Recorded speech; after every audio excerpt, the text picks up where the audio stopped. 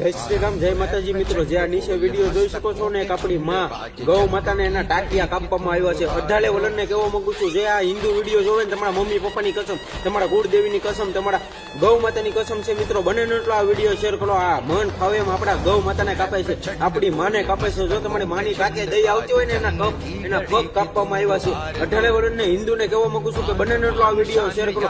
જો શેર ન કરો તો તમારા કુળદેવીની કસમ, તમારા મમ્મી પપ્પાની કસમ, તમારા ગાય માતાની કસમ, આ લુખાને ના પાકિસ્તાનના ભાણિયાને પાકિસ્તાનની પ્રદેશને તો એમ જ કહેવા માંગુ છું, જેથી તું હમણાં હિન્દુના ઝપટે ચડ્યો ને તેથી તાળા જ તાટિયા તને કાપીને તાળા જ હાથમાં દેવામાં આવશે.